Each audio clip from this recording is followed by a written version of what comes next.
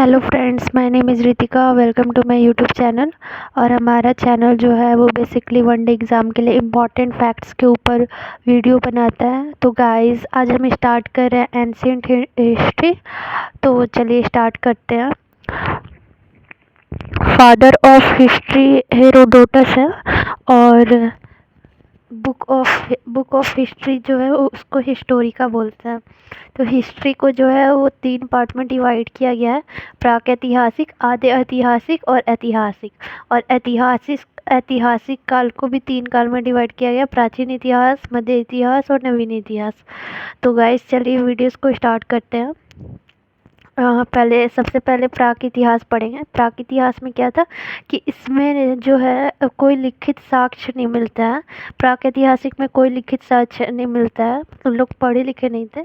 और कुछ उसमें हिस्ट्री जो है लिखा हुआ नहीं मिलता है। लेकिन आद्य ऐतिहासिक में लिखा तो हुआ था इसमें, लेकिन इसको हम पढ़ और समझ नहीं सकते। और ऐतिहासिक काल को इसको में लिखित साक्ष्य मिलते हैं और इसे हम पढ़ भी सकते हैं।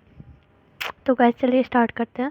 तो प्राक इतिहास में इसमें लिखित साक्ष्य नहीं मिलते हैं। इसमें दीवारों पर चित्र के माध्यम से और वस्तुओं की जांच के माध्यम से इस इतिहास को समझा जा सकता है। उसके बाद प्राक इतिहास जो है वो 4 पार्ट में डिवाइड है: पूरा पाषाण, स्टोन एज, मध्य पाषाण, माइक्रोलिथ, नव और उत्तर पाषाण और ताम्र पाषाण।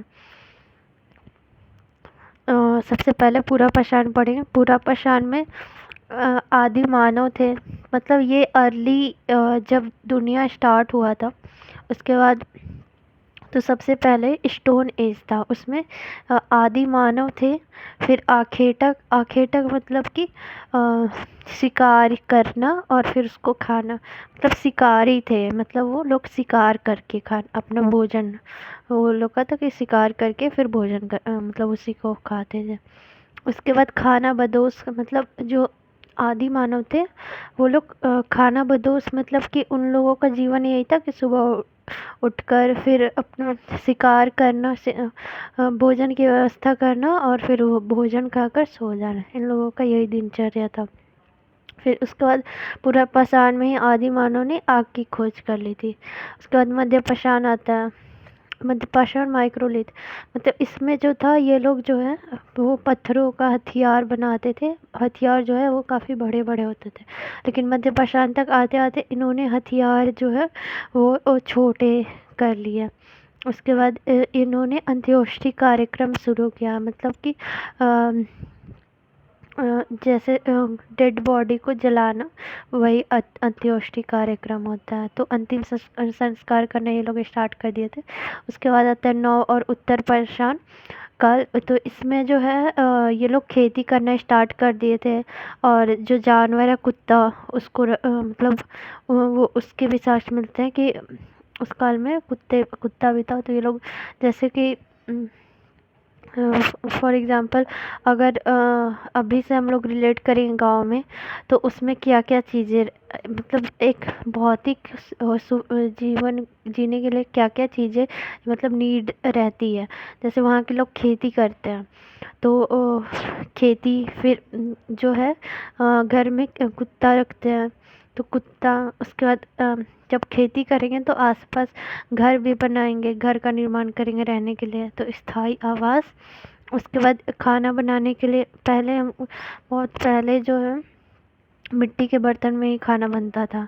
तो मिट्टी के बर्तन जब खेती कर रहे हैं तो बर्तन भी रहेंगे, तो मिट्टी के बर्तन।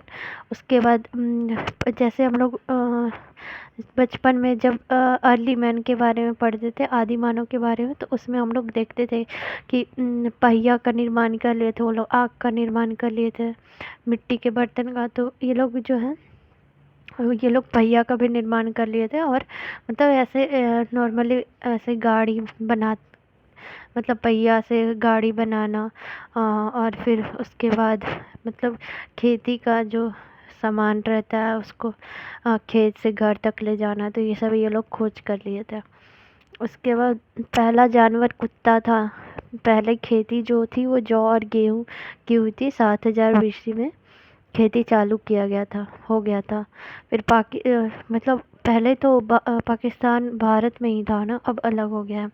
तो अभी जो जगह है पाकिस्तान में, वहाँ पर सुलेमान और किरथर पहाड़ी के बीच ही मेहरगढ़ शहर में जौ की खेती का साक्ष्य मिलता है, और चावल की खेती का साक्ष्य कोल्डीवा में इलाहाबाद में मिलता है।